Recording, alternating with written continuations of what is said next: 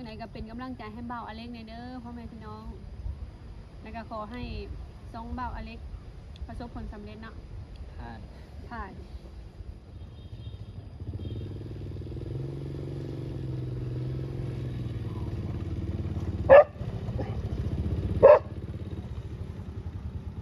โอ้สิตก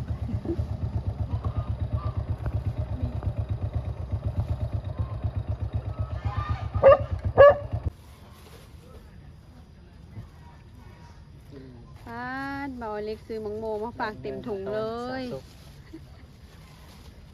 สบายดีพ่อแม่พี่น้องทั้งฝั่งลาวและฝั่งไทยเดิมวันนี้บ่าวเล็กมาหาสาวสุกมาด้วยความตั้งใจเลยวันนี้เพราะว่าบ่าวเล็กซ่องบ่าวเล็กเปิดสร้างรายได้ได้แล้วแต่ว่าเฮ็ดบ่เป็นก็เลยสิมาหาสาวสุกเฮ็ดให้น้องวันนี้ไปสาวสุกเอามะม่วง ในทางมังโมในทางลูกชิ้นสบายดีพ่อแม่พี่น้องป้าดมือนี้เนาะหากระเห็นเบาเล็กเพิ่นมาลิดน้ำพี่น้อง หลังจากว่าหายหน้าหายตาไปโดนเติมตั้งแต่ปั๊บนาแม่นโมตั้งแต่อันตอนไหนเนาะที่เจ้ามาล่าสุดนะเข้าก็หลายเดือนอยู่แล้วเนาะอันไปเฮ็ดเวียกบ่ช่วงหลังๆค่ะแม่เฮ็ดเวียกแบบบ่ได้เงยหน้าเงยตาเลยคลิปก็บ่ได้ลงเลยบ่ได้มีเวลาลงคลิปเลยเนาะโอ้ช่วงที่นี่ช่วงปลูกอ้อยไปดูสวนอ้อยบ่ปลูกอ้อยไทยมันจะมีไทยหนึ่งรอบแล้วก็รอบที่สองนี่ไทยอีกรอบที่สามนี่ผ่านเจ็ดรอบที่สี่นี่ปลูกนี่โอ้แบบงานนี่ติดอะไรงานแบบมารัวๆเนาะเพราะว่าเป็นช่วงที่เขาเจ้าแบบกำลังปลูกอ้อยไผ่กันเนาะต้องการคนไปรุดไปถ่ายเบาเล็กได้อันลูกชิ้นมาฝากพี่น้องเราคือทอมเหี่ยวแน่นอนลูกชิ้นตอนทอดน้ำมันโพงนี่ค่ะมันเย็นแล้วมันก็เหี่ยว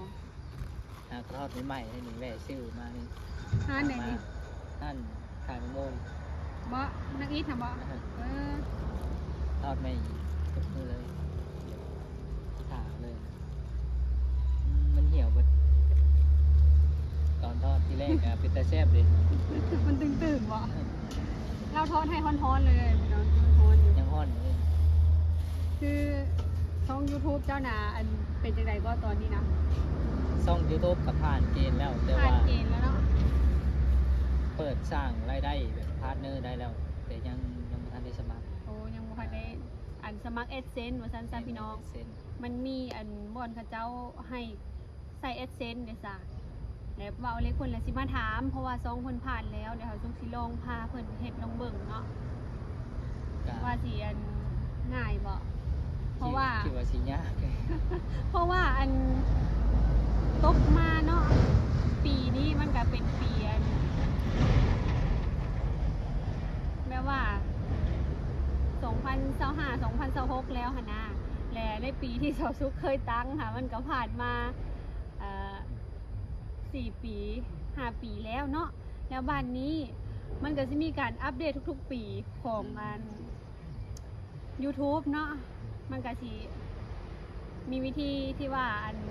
เปลี่ยนแปลงไปให้แหละเดี๋ยวสิลองพาเบาอเล็กเฮ็ดลองเบิ่งเนาะว่าสิง่ายอยู่บ่เนาะสิได้อยู่บ่ผมคิดในใจตอนนี้ก็มีความดีใจอยู่หลายเติบ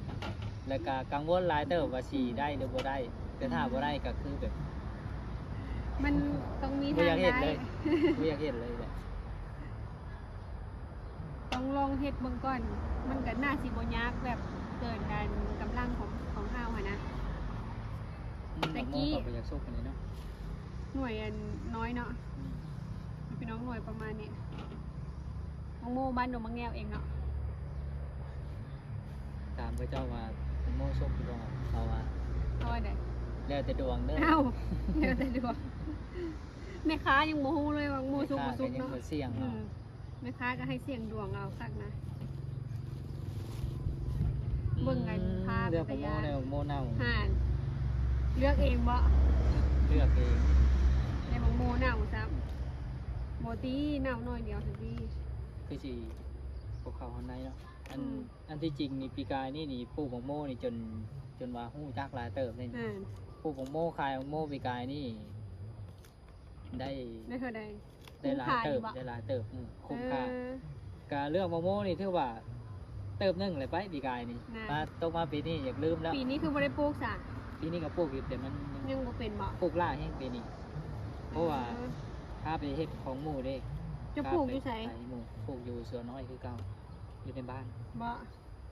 แต่อยากไปเบิ่งเด้ค่ะมันสุกอยากไป ปีนี้ปลูก เนาะ 70ไร่ ว้าฮะ ปลูก หมัก ปลูก โม่ แซอ้ เล อย ยยัง ปลูก อ้อย แซอ้อย70ไร่เลย บ่ ปลูกแซน้ำกันเลย อ๋อ บ่ฮู้มันสิเกิดหลายหน่อยปานใด แต่สุกยังบ่ทันเคยไปเห็นเลยพี่น้อง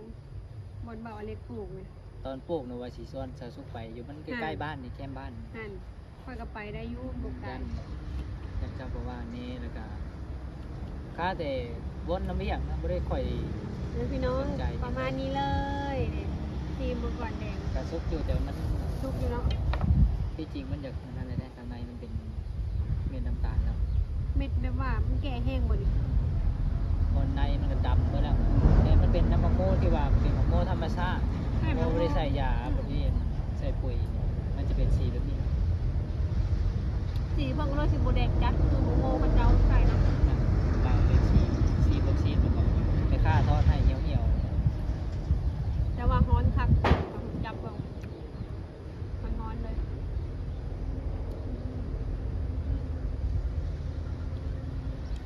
บ่าวอเล็กเพิ่นก็มีความมักฮักในการเฮ็ด YouTube ได้พี่น้องแบบเวลาบ่ค่อยมีกันยังยัดเวลาถ่ายคลิปเฮ็ดคลิปเนาะ ๆที่จริงปีนี้อะจ้างโชเฟอร์เลยนะ หึ จ้างโชเฟอร์แล้ว มีโชเฟอร์นำบ่ แบบไปซอยเนาะเพราะว่าเฮ็ดคนเดียวเบิดมือนะพี่น้อง เมื่อยบ่าวอเล็ก ตกมานี่มันจะแล่นงานนี่นะจ๊ะ หวานอยู่ได้พี่น้องของโมก็ได้ โยมมากระทันแบบฟิลแบบ เย็นเนอะ พอดีแบบไปตานั่งลิ้น ถ้าสมมติว่านั่งชมแช่นี่พอดีม่วนเลย ผักนี้พี่น้องเลยคือต้นหมากกระทันต้นนี้นะ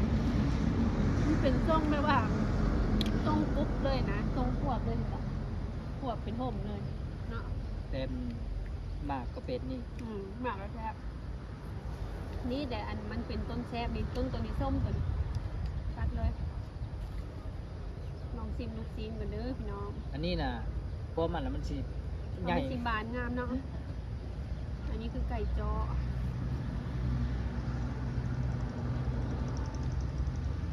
อืมอืม มันจะกรอบต้น น้ำมันเนาะถึงค่าเลยเนี่ยเอาอยู่บ่ เอาเลยได้อยู่ ประมาณ เปล่าเพื่อน ค่อยว่าบุเกินเดือนนี้แหละเนาะท้องใหญ่ละเขาเพิ่นมาได้ลูกที่นี่น่ะได้ลูกกองตาราง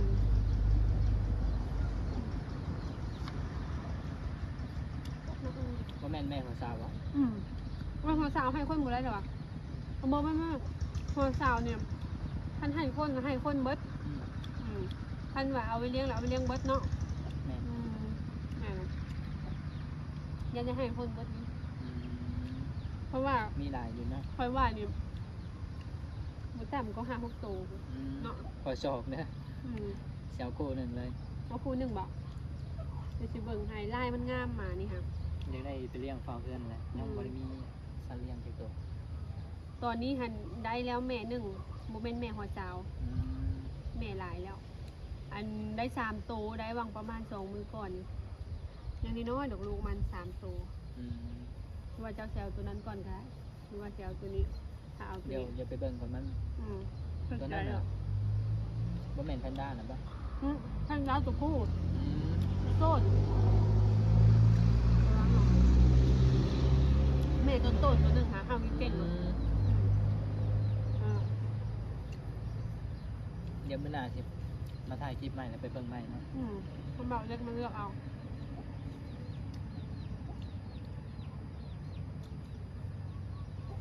แซ่บๆพี่น้องเจียวมะขามประเทศจะมะขามเปียก แจ่วกันเหนียวๆนะ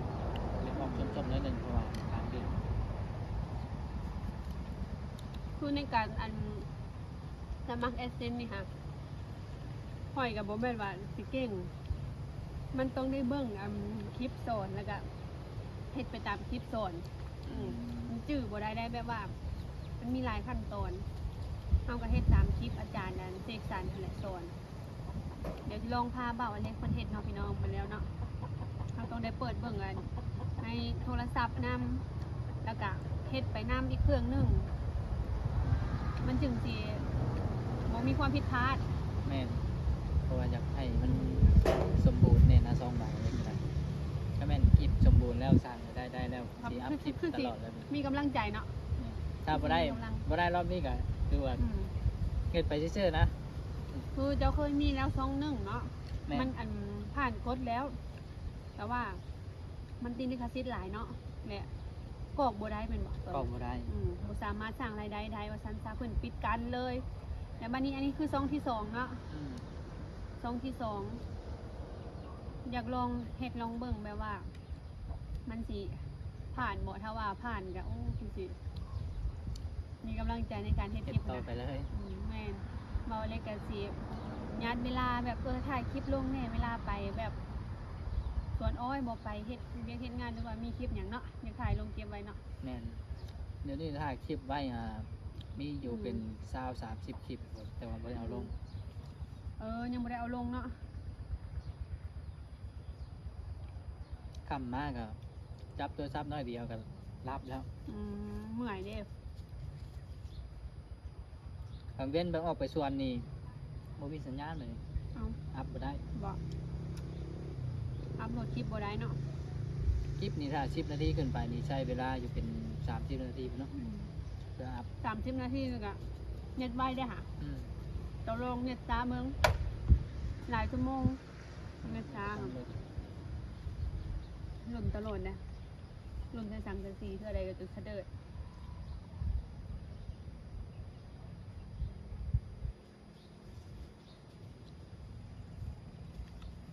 เบิ่งลองชิมตัวนี้ก่อน ใช่ไหมยังไงก็เป็นกำลังใจให้เบาอเล็กในเด้อพ่อแม่พี่น้อง แล้วก็ขอให้ซองเบาอเล็กประสบผลสำเร็จเนาะ ผ่าน ผ่าน คันบ่ผ่านก็เก็บไม้ บัญชีนี่โมเมนต์ได้กรอกเลยโอ้เนาะลืมคอยก็ลืม มันสิลาวของมัน บัญชีลาวเฮานี่แหละ แต่ว่าตรงเป็นนั้นโดลา ต้องเปิดดอลลาร์อีก อื เนาะ ม เปิดบาทก็ได้ บาทเนี่ยโมแน่ใจเขาเคยหับบอกแต่เขาเคยหับโดลากับกีบ คันเจ้าหับกีบเนาะ อันเขาเจ้าโอนเป็นโดลาร์มา แล้วมันสิผ่านอัตราแลกเปลี่ยนธนาคารไหนแล้วสิมาเข้าของเจ้าก็ทุกงูให้แล้วว่าเลทธนาคารน่ะจะต่ำเนาะ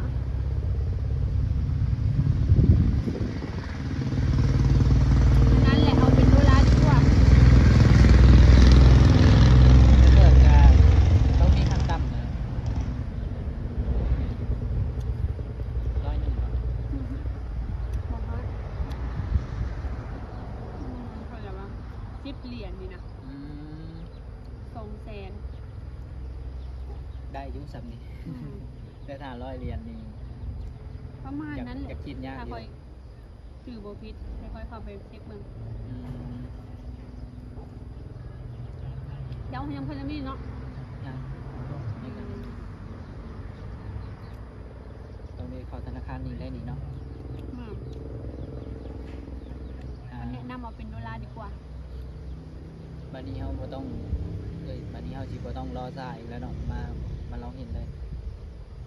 เพราะว่าตื่นเต้นแฮงตอนนี้ ตื่นเต้นแฮงอยากให้ผ่านกดไว แม่นเบาเลยกะรอมาตั้งโดนเนาะเพื่อสิผ่านเนาะ ๆแม่น ตั้งแต่โหอัน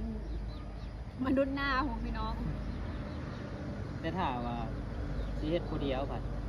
ย่านมันบ่ได้คือรอบก่อนเฮ็ดผู้เดียวเบิ่งไป อืม บ่จักวิธีเฮ็ดเด้จ้ะเบิ่ง YouTube ก็เบิ่งอยู่แต่ว่าบ่ได้ถามคนลาวเขานะ อืม บ่ผ่านเลยบ่กล้าเฮ็ดผู้เดียวเลยบัดนี้ มันต้องแบบใช้ความละเอียดเนี่ยแล้วก็ความใจเย็นนะก่อนเฮาสิเฮ็ดเฮาต้องเบิ่งคลิปนะประมาณ2 รอบหนึ่ง2 รอบแล้วเฮาจึงมาลงมือเฮ็ดถ้าเฮาสิเบิ่งรอบแรกแล้วเฮาเฮ็ดไปเลยนะมันสิ ผิดพลาดเขาลองเบิ่งแล้วเขาจึงเฮ็ดค่อยๆเฮ็ดไปแล้วก็เวลาเฮ็ดก็ต้องได้กดคืนเบิ่งก่อนได้ว่าสิกดยืนยันตัวใดหั้นนะต้องใช้ความละเอียดบ่ได้ให้มันผิดพลาดถ้ามันผิดพลาดแล้วมันแก้ยากว่าซั่นซะ คือที่อยู่อีเมลเซโน เมลค่ะจะจืดอยู่บ่รหัสอีเมลเจ้า คือ ตอนนี้ค่ะต้องเก็บไว้คือเฮาอยากเข้าเครื่องใหม่ค่ะมันจะบ่ยาก ไปช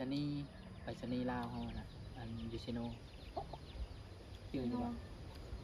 ตัว ร ใช้ หัสไปรษณีย์เคยได้จากไปเนาะแต่เราเคยลืมเนาะ จะใส่ในเซ เกี่ยว โน น้ นี่บ่ อยกับใส่เซโน่ค่ะแหละแต่ว่าของค่อยพันนั้นได้บ่แม่นของเซโน่ได้ของค่อยนะของไทยเดี๋ยวสิไปเช็คเมื่อก่อนว่าเขาเปลี่ยนแล้วบ่รหัสไปรษณีย์ค่ะนะตะกี้น้องค่อยก็ใส่รหัสไปรษณีย์เซโน่เอเซนก็ส่งมาเข้ารหัสไปรษณีย์เซโน่ แต่ค่อยนี้เฮ็ดนำบ่ได้แอสเซนต์ได้ใช้อันข้อมูลแบบบัตรประจำตัวบัตรสปอร์ตอหยังยืนยัน ตัวนี้ก็ได้คือกันตัวนี้ค่ะคืออันสำรองจากที่เฮาบ่ได้แอสเซนต์ถ้าว่ามันแอสเซนต์บ่มาฮอดเท่ากับเฮ็ดวิธีนั้นหันนะของข้อยเฮ็ดวิธีนั้นก็ถือว่าได้ตะกี้ข้อยก็กุ้มใจแอสเซนต์บ่มาแล้วไปศึกษาเบิ่งมันมีอันวิธีสำรองไว้อยู่ถ้าเฮาบ่ได้อันแอสเซนต์เฮาก็เฮ็ดนี้เลยรอมาประมาณ3 เดือน 4 เดือนบ่ได้แอสเซนต์ก็ลงมือเฮ็ดตัวนั้นเลยนะ โดนอยู่นะ อัน